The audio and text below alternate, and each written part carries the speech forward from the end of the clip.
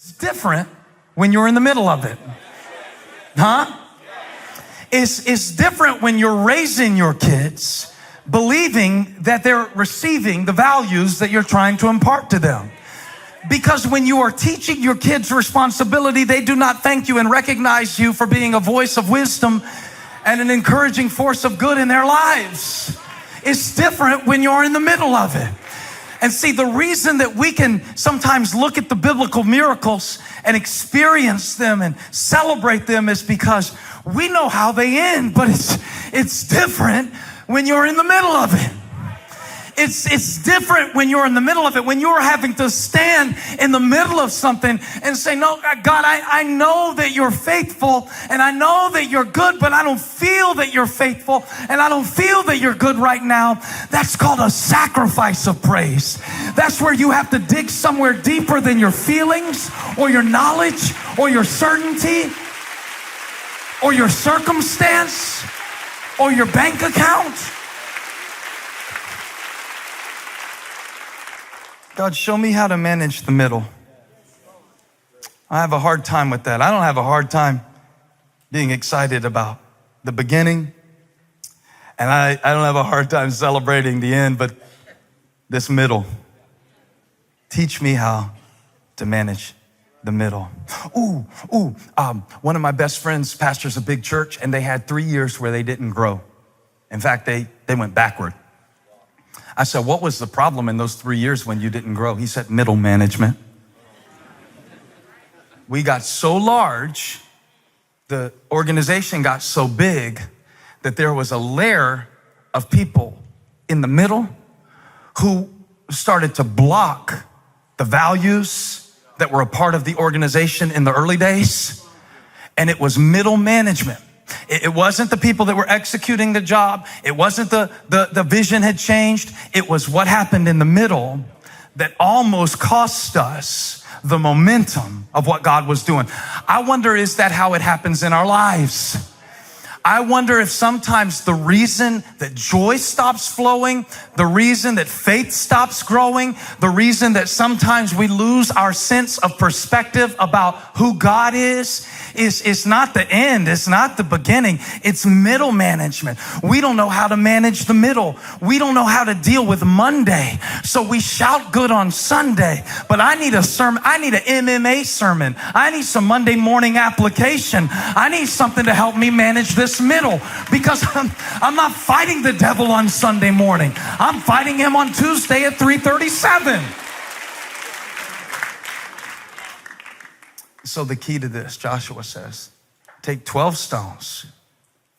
12 stones. January, February, March, April, May, June, July, August, September, October, November, December. 12 months, 12 stones, 12 tribes, 12 disciples. 12. Everybody say 12. 12. Take 12, pile them up. And in the future, when your children ask you, what's up with these stones? Or like my kids ask me, what's up with these cassette tapes? I still got some. When your children ask you, tell them what the Lord did. Tell them.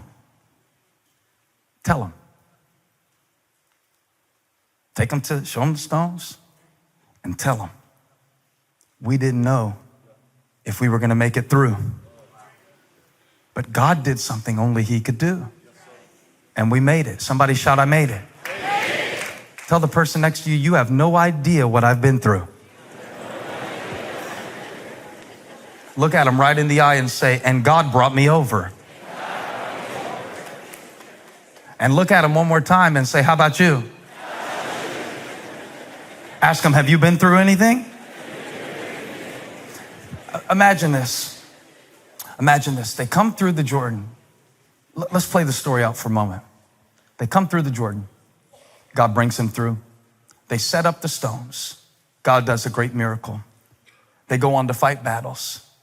But they set up the stones to remember what God did in that moment. It's very beautiful.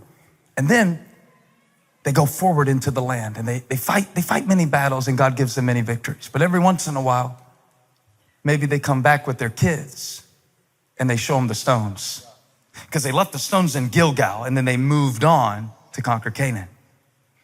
And you know how it is when somebody is reflecting on something and they get nostalgic. And maybe the parents start telling the children, we didn't know if we were going to make it. Joshua was our new leader. And we'd never been this way before. And he told us that if the priest would stand in the middle, the waters would stand at attention until the people passed through. So we hurried through as fast as we could. We ran through. The Bible says in Joshua chapter 4, verse 21, they hurried through. They didn't have a whole lot of faith, just enough to get through it. They weren't dancing through the middle. They were running through the middle. Let me tell you something. When you got the devil chasing you, sometimes all you can do is get through it. You don't look flashy. You're not shooting. You're not flossing. You're not doing nothing but running for your life. So they got through it. But they said, God got us through it. It was amazing. Amazing, because we didn't know. It was amazing, and the ark was there, and it represented the presence of God. Oh, I wish you could have been there, son. It was just so amazing, and we didn't know if we were going to be able to do it, but we did. God did it. God, it wasn't us. God did it. Okay, and they say that, and then so maybe a few years go by.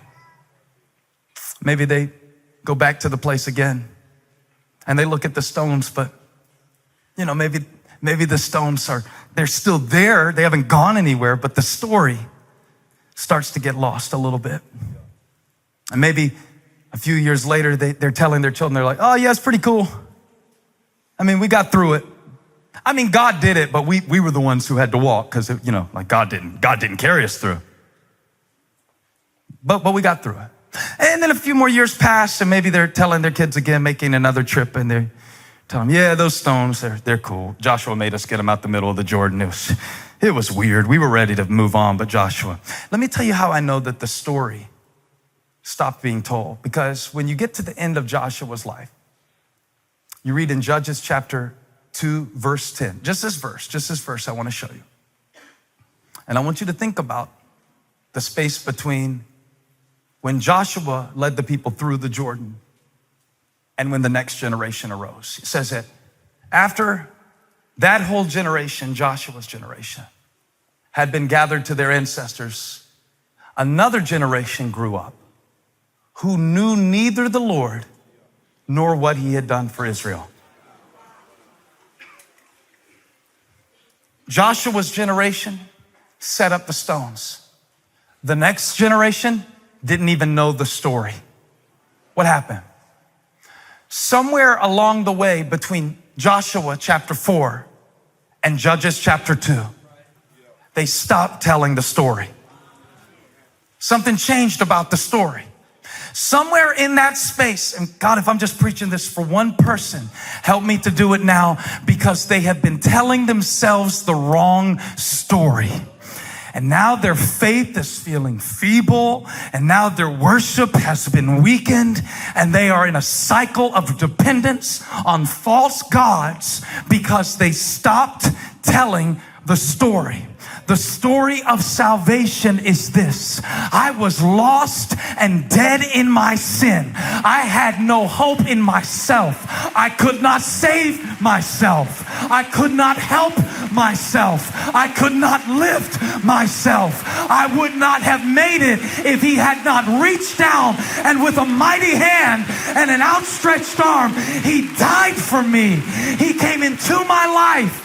He intersected me at the point of my sin. And while I was still a sinner, Christ died for me. Why are you screaming? Because I've got a story that didn't start with me. It started with the mercy of God.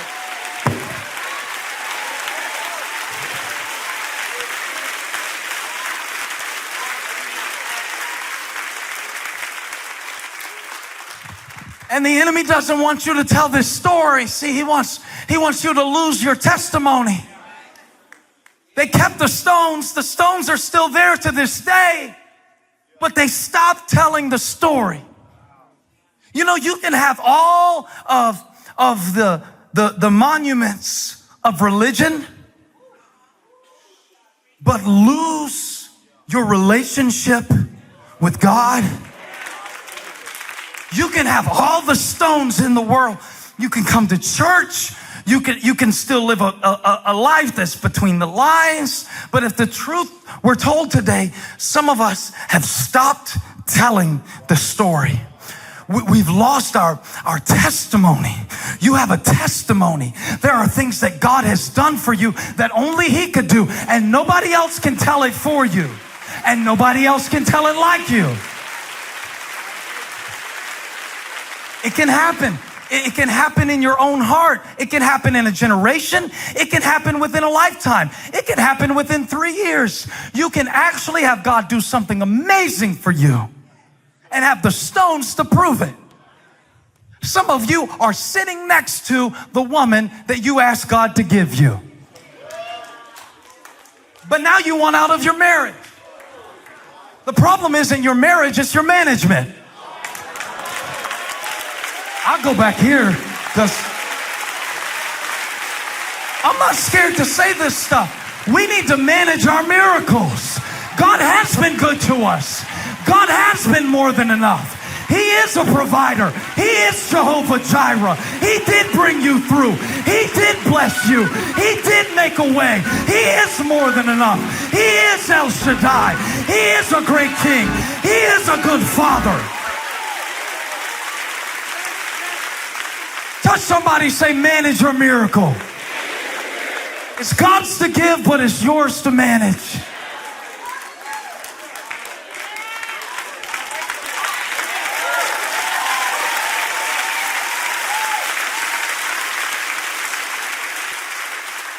I told Elijah, if you crack the screen, I'm not replacing it. It's yours to manage. If you crack the screen, or if you, here's what happens to me. Let me tell you something. Sit down. Let's talk. I stopped telling myself the testimony because to me, sometimes it seems small. You know, something happened between when they crossed the Jordan. I don't know exactly what it is. I think there's evidence to support this hypothesis. They fought a lot of battles between Joshua 4 and Judges 2. And I wonder if the battles became bigger in their minds than the blessings. And I wonder if they started telling themselves the stories that centered around their struggles rather than God's sovereign hand that saw them through the struggles. I wonder if they got in survival mode to the point that they stopped telling the story.